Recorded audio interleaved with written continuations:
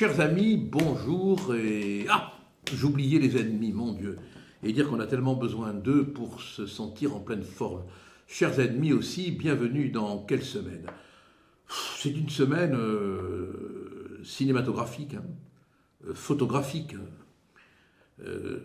Comment pourrais-je dire? C'est une semaine où le terrible réel est confronté au désopilant et dramatique irréel.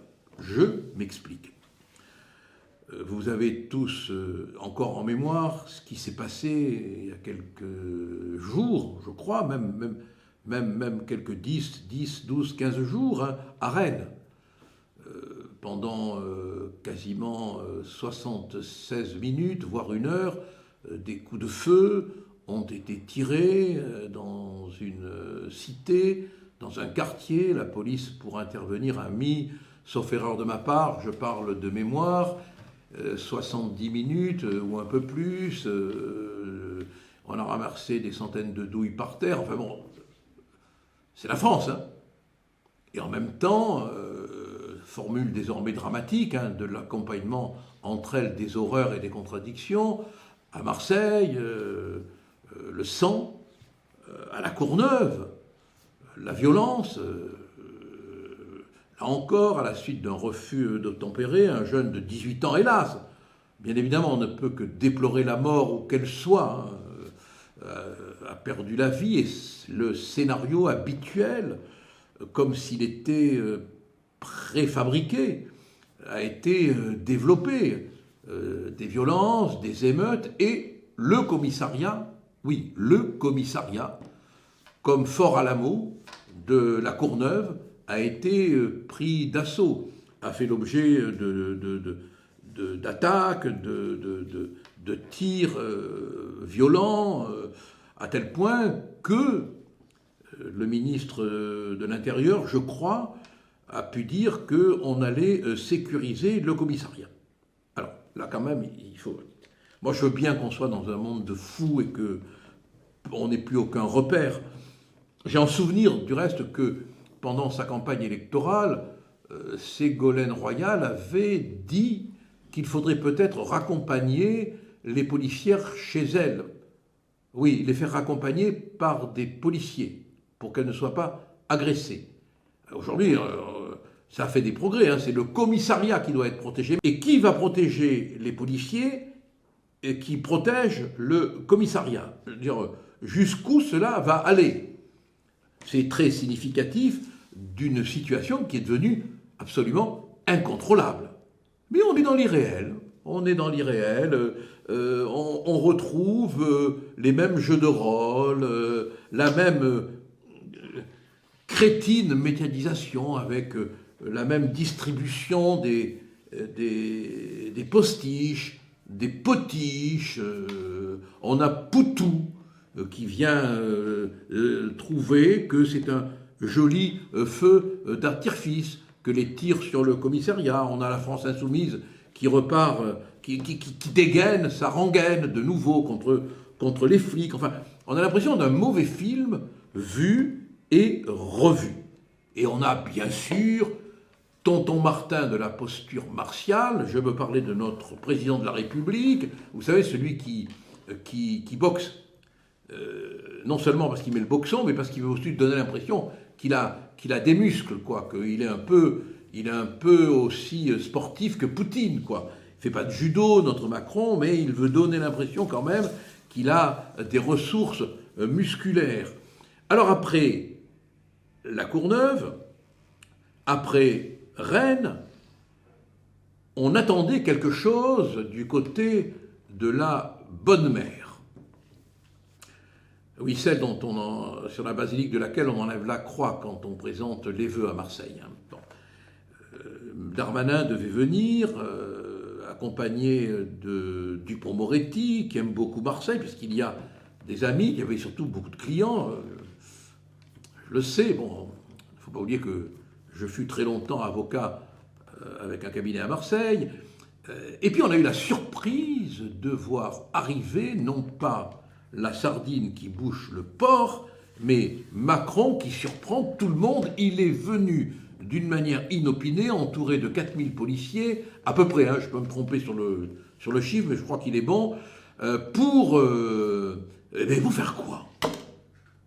Qu'est-ce qu'un président de la République peut faire dans une ville où l'on dénombre, depuis le début de l'année, sauf erreur de ma part, 49 morts et des règlements de compte qui n'en finissent pas, à tel point qu'ils contaminent même des villes comme Nîmes et ailleurs. Qu'est-ce qu'il vient foutre? Qu'est-ce que sa présence peut apporter d'utile à la solution du problème? On se le demande, quoi. On a l'impression qu'il est habité de l'idée qu'il y a quelque chose en lui de monarchique, de divin, que sa seule présence est thérapeutique. Alors qu'en réalité, le simple fait qu'il vienne à Marseille fout le bordel. Ça mobilise des policiers, ça mobilise la sécurité, ça désorganise tout, ça dérange tout le monde, et ça n'apporte rien à la sécurité. À peine a-t-il été parti que les dealers sont revenus. On a une vidéo qu'on a montrée, nous, qui date, je crois, de 2022, où un dealer raconte comment ils organisent à l'entrée des cités des contrôles, comment ils font ouvrir les coffres des véhicules pour s'assurer qu'il n'y a pas de policiers à l'intérieur. On a même pu voir des affiches placardées dans la cité prévenant la population que si elle collaborait avec la police, elle aurait des ennuis. Le trafic a repris, il y a même des messages qui ont été postés sur les réseaux sociaux où les trafiquants de drogue s'excusent du retard mis à la livraison. Ils sont plus corrects que la SNCF. Hein. Bon, on en est là aujourd'hui. Et le pouvoir fait semblant d'être le pouvoir. Et Dupond-Moretti va engueuler le procureur de Marseille qui a eu l'honnêteté, après avoir prêté serment, de dire la vérité, d'expliquer qu'il faut un plan Marshall. Si tant est que la référence avec le plan Marshall est une quelconque signification historique. Mais, il faut prendre des mesures que plus personne n'est capable de prendre. Et pourquoi? Est-ce qu'on va avoir le courage, une fois pour toutes, de dire exactement ce qui se passe? Je vous donne mon point de vue. Je suis né à Marseille. J'ai vécu à Marseille. J'ai été avocat à Marseille pendant, je ne sais plus, une quarantaine d'années, je crois. J'ai défendu des gens bien et des gens moches. Parce qu'hélas, la clientèle d'avocats, elle n'est pas faite de gens qui n'ont pas d'ennui. C'est comme ça. Bon, c'est comme la clientèle des médecins, elle est faite de gens qui sont malades. Ce sont les cités qui sont en cause. Elles sont devenues des espèces de lieux, repères, à l'intérieur desquels le trafic de drogue a trouvé son espace protégé, a trouvé l'endroit où il est inattaquable pour l'instant, inaccessible pour l'instant. Vous vous rendez compte que l'on a au cœur des villes des forteresses du trafic, des forteresses du crime, des forteresses de l'armement, des forteresses du repère, des forteresses du règlement de compte, des lieux où les voyous sont capables d'installer des frontières et où la police va de temps en temps pour repartir immédiatement, ce qui est absolument inimaginable. On a le sentiment que on donne l'impression d'agir et puis une fois qu'on a donné cette impression, on ne fait plus rien parce qu'on ne peut plus rien faire. On a appris d'une manière tout à fait évidente que à l'intérieur même de ces cités, on a des jeunes déstructurés, parfois des jeunes qui sont utilisés parce qu'ils échappent, en raison même de leur âge, à la loi pénale, qui agissent dans l'immédiateté, qui ne sont pas capables de se donner le temps de la réflexion, et qui sont heureux s'ils vont en prison, parce que cela est utile sur leur CV, vous comprenez, avec une perte complète des valeurs, mais qui est aggravée par le contexte général de la société, où il n'y a plus aucune infamie à être finalement comme on appelait autrefois, repris de justice. Bon, c'est même un titre quelque part de gloire. Il n'y a plus d'autorité parce qu'il n'y a plus de père. Comment reprendre le contrôle tant que ces cités seront figées dans leur puissance, à tel point qu'on a l'impression quand on y entre qu'on pénètre dans un autre monde comme autrefois les favelas, on ne pourra rien faire. Un jeune qui est poursuivi, il se réfugie dans la cité et on ne peut pas le trouver. On ne peut pas le trouver, on ne peut pas le récupérer. Tant qu'on n'aura pas mis un terme architectural à ces cités, tant qu'on ne les aura pas éradiquées pour reconstruire humainement des endroits où vivre ailleurs, on ne réglera pas le problème. Vous pouvez envoyer la Légion, vous pouvez envoyer l'armée, vous pouvez envoyer qui vous voulez, vous pouvez demander à Macron de venir faire de la culture physique, de la boxe, du karaté, du judo, du rap, n'importe quoi, ça ne changera rien parce que Fort Alamo existe. La forteresse, elle est implantée à la Castellane, à la Busserine et ailleurs par notre faute. Enfin, par la faute de ceux qui, depuis des années et des années, par électoralisme, d'abord par indifférence, ensuite par électoralisme, ont laissé se cimenter ces forteresses de la délinquance sans jamais rien faire, si ce n'est injecter de l'argent qui est parti on ne sait pas où. Et c'est la raison pour laquelle maintenant l'État ne peut plus rien faire. Et c'est la raison pour laquelle le procureur de la République de Marseille a raison de dire qu'il faut un plan Marshall, parce que sinon on n'y arrivera pas, on n'y arrivera plus. Si on veut vraiment trouver des solutions à la criminalité, à l'insécurité, à cette espèce de délabrement général du pays, moi je fais des sondages à la manière de Julien Freud, le maître de mon ami Maffezoli, qui considérait que le lieu principal du sondage, c'est le bistrot, c'est le café, c'est le restaurant. Chaque fois que je vois des amis connus ou même des gens inconnus, je leur pose la question « Comment ça va ?» Bon, et tous, le mot qui revient constamment, c'est « On en a marre, quoi. On en a marre, on n'en peut plus, quoi. On en a ras-le-bol, on en a marre. » Et que faire, bon, on vient d'apprendre que notre Mozart de la finance, qui est loin d'être Mozart, veut maintenant faire une opération de 20 milliards d'économies. Il a réuni mercredi soir à l'Élysée les principaux chefs de la majorité et des ministres pour parler de ce problème. Le déficit public atteindra les 5,6% pour l'année 2023. Non, mais c'est-à-dire qu'on est dans une situation économique dramatique et on ne vit, on ne fonctionne que d'emprunt. Non, mais vous vous rendez compte? Et on vous parle après d'économie. On interroge des économistes.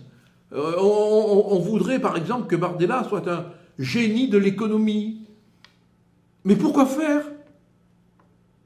Pourquoi faire? Pour emprunter?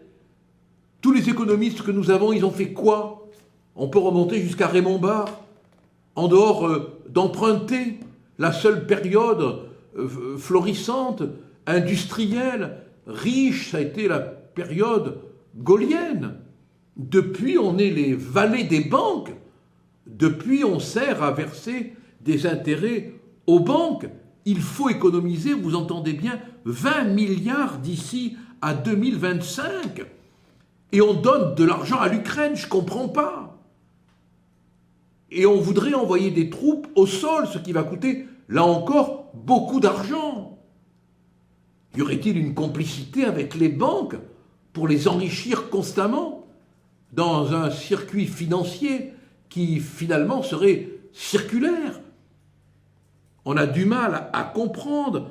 Le budget global de la France, c'est 50% pour les dépenses sociales, 30% pour l'État et 20% pour les collectivités locales. déjà le gouvernement planche sur une réforme de l'assurance chômage.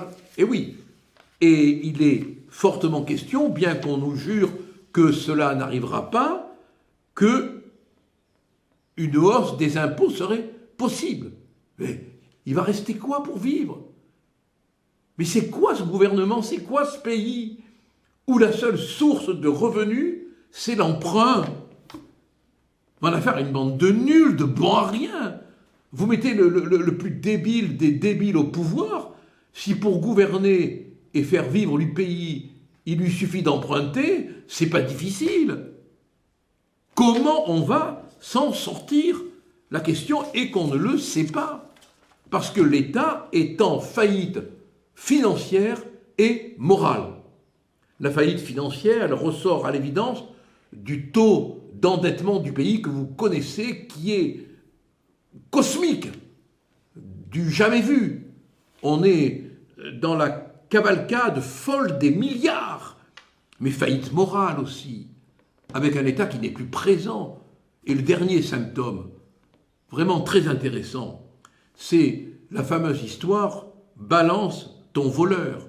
Vous savez, ces commerçants qui ont décidé d'afficher le nom des voleurs répétitifs qui viennent chez eux. Nous, on avait eu une pharmacienne au téléphone une fois qui nous avait raconté, et on avait diffusé son interview, qu'elle n'en pouvait plus de passer son temps à surveiller la pharmacie parce qu'on venait la voler.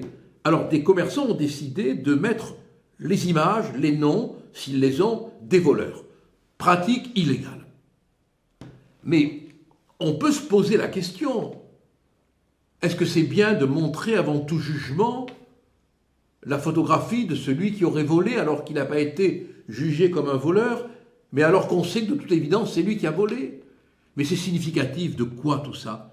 Mais qu'il n'y a plus d'État, que la police ne répond plus, que les citoyens sont seuls face à la rapine, face à la violence, et qu'un de ces 4 matins, faute d'État, ils vont eux-mêmes faire la loi. Et ça, c'est dramatique. Mais c'est lié à quoi? Au fait qu'il y a un abandon absolu de l'État. Alors, je vous pose la question. Est-ce que vous êtes pour qu'on balance le voleur? Ou est-ce que vous considérez qu'on ne peut pas le faire parce qu'on devrait attendre que la justice le fasse? Vous allez me dire, elle ne le fait pas. Elle est débordée. Elle n'a plus le temps. Mais c'est pareil à l'hôpital. C'est pareil à l'hôpital. On a téléphoné pour un ami chez un cardiologue, on nous a répondu, message automatique, de rappeler lundi prochain. Il faut appeler tous les lundis pour avoir un rendez-vous dans 3 mois. Si vous faites un infarctus, vous avez le temps de crever, alors vous allez aux urgences. Elles sont saturées. On a des témoignages d'amis qui nous disent avoir attendu 5, 6, 7 heures pendant que je vous parle. Là, il y a une de mes collaboratrices qui m'écoute, avec sa fille, elles ont attendu 7 heures aux urgences. À Nîmes. Voilà, on en est là. Partout, c'est la faillite.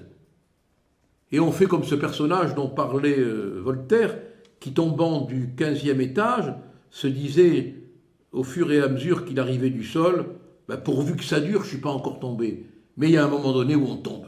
L'Union européenne, elle a trouvé une solution pour récupérer de l'argent. Bon, espérons qu'elle ne l'appliquera pas sur les économies des citoyens d'Europe. Elle a décidé, la Commission européenne bien sûr, qu'elle allait utiliser les avoirs russes gelés pour envoyer 3 milliards d'euros par an à l'Ukraine. Ils y tiennent à l'Ukraine, vraiment. Ils y tiennent vraiment beaucoup.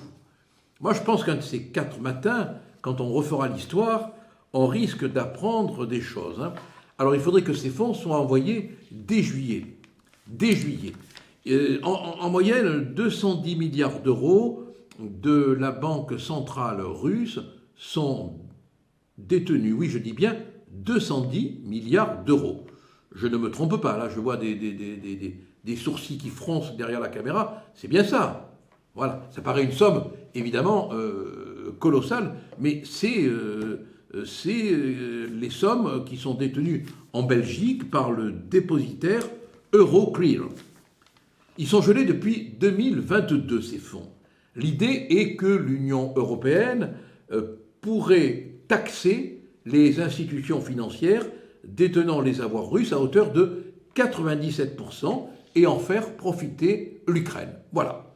Cette action a été coordonnée avec les partenaires du G7, qui comprend également le Royaume-Uni et les États-Unis. Vous voyez qu'on peut être en dehors de l'Europe, tout en étant dans l'Europe, quand il s'agit de prendre certaines mesures. C'est intéressant, parce que l'Angleterre, qui n'est plus dans l'Union européenne, là, pour le coup, elle se trouve concernée. Comme les États-Unis, qui ne sont pas dans l'Union européenne, mais qui, pour le coup, se trouvent là concernés. Alors, la proposition devrait être discutée par les dirigeants des 27 pays membres de l'Union européenne lors d'un sommet qui se tiendra en mars, les jeudis 21 et les vendredis 22 mars. Voilà, on en est là, donc on va voir si il va y avoir cette action supplémentaire qui va être menée contre la finance russe. On verra bien si cette opération va produire des résultats. Jusqu'à présent, toutes les opérations qui ont été engagées n'ont pas produit tellement de résultats, il faut bien le reconnaître. Voilà, on en est là. Ursula a décidé de se représenter à la tête de la Commission. Beaucoup d'opposition en Europe se dessinent contre elle. On ne sait pas encore ce que ça va donner. En tout cas, la situation dans le monde n'est pas très rassurante. Et le moins qu'on puisse dire, c'est que nos chefs d'État ne sont pas tous à la hauteur du drame qui est en train de se vivre. Je vous donne rendez-vous à la semaine prochaine et je vous rappelle que pour qu'on soit plus nombreux encore à réagir, il faut appuyer sur la petite cloche. Plein de choses vont se passer cette semaine. Je le sens. Allez, courage, tenez bon et à la semaine prochaine.